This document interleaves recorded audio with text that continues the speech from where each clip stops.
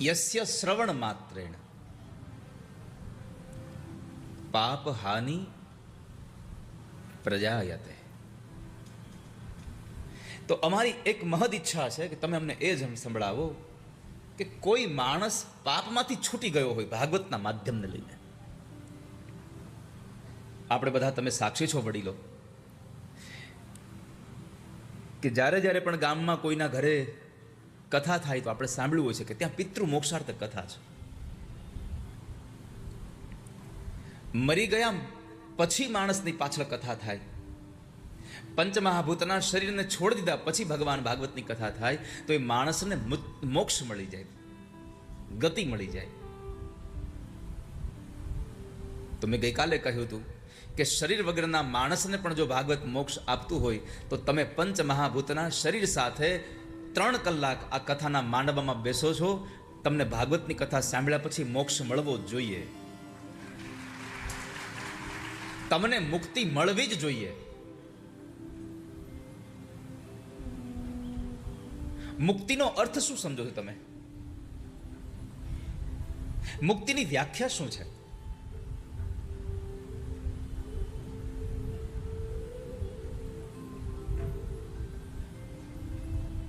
મર્યા પછી મોક્ષ મળે એની અપેક્ષા ન રાખો. આપણે તો જીવન જ એવું થઈ જાય ભાગવતની કથાથી કે જીવતા જ મોક્ષનો અનુભવ થવા લાગે.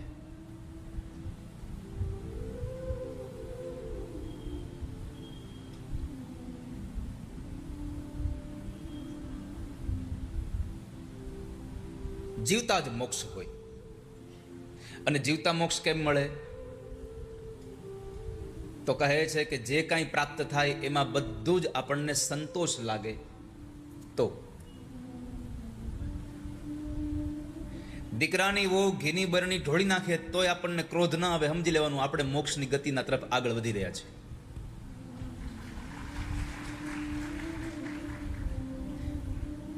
દીકરો આપણને પૂછ્યા વગર ક્યાંક જઈ આવે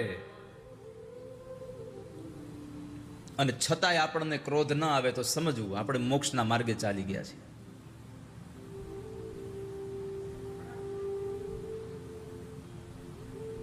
જે સ્થિતિ નિર્માણ થઈ રહી છે એ સ્થિતિનો સહજ ભાવે સ્વીકાર થવા લાગે તો સમજવું આપણને મોક્ષ પ્રાપ્ત થઈ રહ્યો છે. મોક્ષની વ્યાખ્યા છે દુઃખ જ ન હોય. જેને સુખ હી સુખ છે એ મોક્ષ છે.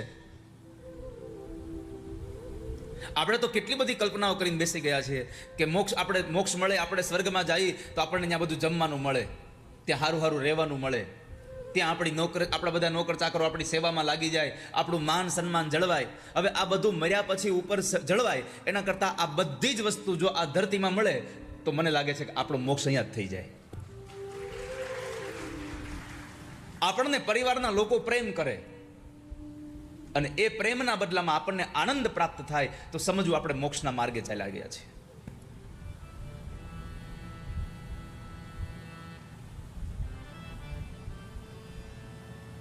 તો એ મોક્ષ મળ્યો કોને? જો તમારી પાસે કોઈ એવું પ્રમાણ હોય, કોઈ પુરાવો હોય તો અમને બતાવો ને, અમારે સાંભળવું છે.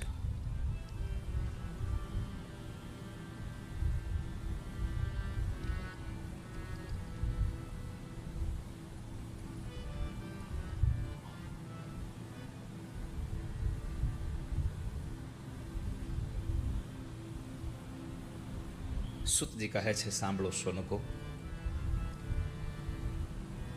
હું તમને એક વાત બતાવું, એક કથા બતાવું.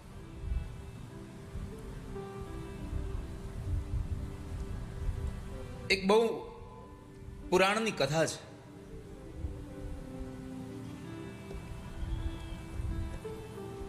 આત્મદેવ નામના બ્રાહ્મણ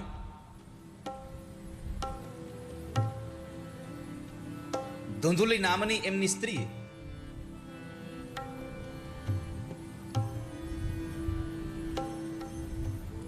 અને એમનો દીકરો જે ધુંધુકારી થયો એ ધુંધુકારીએ પાપ કરવામાં પાછું વાળું ન જોયું છતાં પણ એને મોક્ષ મળ્યો. એના જ ભાઈ ગોકર્ણ મહારાજે ભાગવતની કથા કરીને એને મોક્ષ અપાવ્યો. હવે હવે સંશય ત્યાં થયો, બાપજી તમે એમ કહ્યું કે ધૂંધુલીનો દીકરો ધૂંધુકારી બહુ પાપી હતો અને બહુ પાપ કરવાથી પ્રેત યોનીમાં ગયો, અને એ જ ધૂંધુકારીના ભાઈએ ગોકર્ણએ એની ભાગવત કથા કરી, જ્ઞાની હતા. તો અમને સંશય એ થાય છે કે એક જ માના બે દીકરા છે, એક પાપી થયો અને એક જ્ઞાની થયો. આવું કેમ થયું? અમારા પર કૃપા કરો.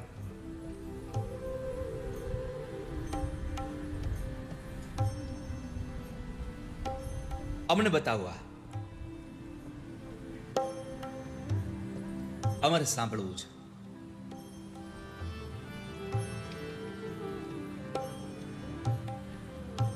તુંગભદ્રા તટે પૂર્વમ અભૂત પતનમુત્તમં. તટે પૂર્વમ અભૂત પતનમુત્તમં. તુંગભદ્રા તટે પૂર્વમ અભૂત પતનમુત્તમં. ભદ્રા તટે પૂર્વમ અભૂત પતનમુત્તમં. યત્ર વર્ણા સ્વધર્મેણ સત્ય સત્કર્મ તત્પરા. વર્ણા સ્વધર્મેણ સત્ય સત્કર્મ તત્પરા. યત્ર વર્ણા સ્વધર્મેણ સત્ય સત્કર્મ તત્પરા. વર્ણા સ્વધર્મેણ સત્ય સત્કર્મ તત્પરા. આત્મદેવ પુરે તસ્મિન સર્વવેદ વિશારદ. આત્મદેવ પુરે તસ્મિન સર્વવેદ વિશારદ. આત્મદેવ પુરે તસ્મિન સર્વવેદ વિશારદ. આત્મદેવ પુરે તસ્મિન સર્વવેદ વિશારદ. શ્રોતસ્માર્તેષુ નિષ્ણાતો દ્વિતીય ઇવ ભાસ્કર.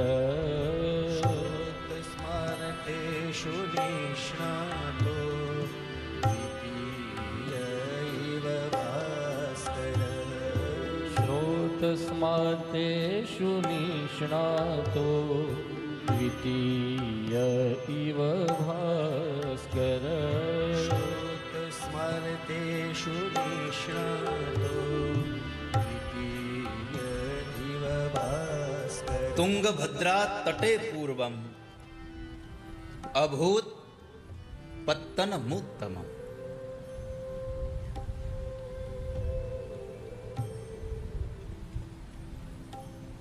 તુંગનો અર્થ છે શ્રેષ્ઠ અને ભદ્રાનો અર્થ છે કલ્યાણ. શ્રેષ્ઠ કલ્યાણ કરનારું એક નગર, અને એ નગરમાં 4 વર્ણના લોકો રહેતા હતા. અને એમણે એ 4 વર્ણના લોકોમાં એક બ્રાહ્મણ, અને બ્રાહ્મણ કેવો? યત્રા વર્ણ સ્વધર્મેણ સત્ય સત્કર્મ તત્પરાહ. આત્મદેવ નામના બ્રાહ્મણની ઓળખાણ આપતા ભગવાન વ્યાસજીએ પદ્મ પુરાણમાં એમ કહ્યું કે આત્મદેવ બ્રાહ્મણ પોતે સત્યવાદી હતા, પોતાના કર્મમાં તત્પર હતા. સત્ય સત્કર્મ તત્પરાહ. આજની કથાનો શરૂઆતનો પહેલો સદવિચાર આપણને કથાના શ્લોકે આપ્યો કે માણસે પોતાના કર્મમાં તત્પર રહેવું જોઈએ. અને કયા કર્મમાં? સત્કર્મમાં. સત્ય સત્કર્મ તત્પરા. જે કર્મ કરી રહ્યા છો એમાં તત્પર રહો.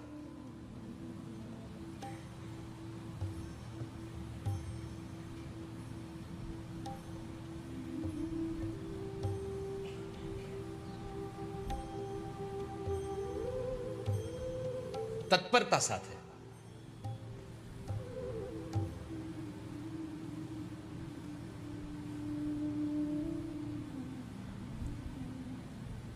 તમે એમાં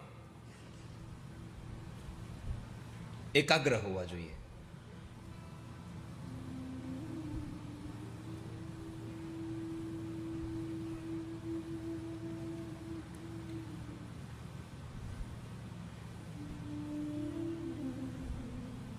આ શરીર એ ઉત્તમ નગર છે.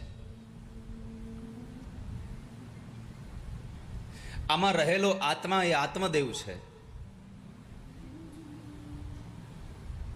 અને આપણા આ શરીરમાં રહેલી આ બુદ્ધિ એ આત્મદેવની પત્ની છે, ધુંધુલી. આત્મદેવ સત્યવાદી, સત્ય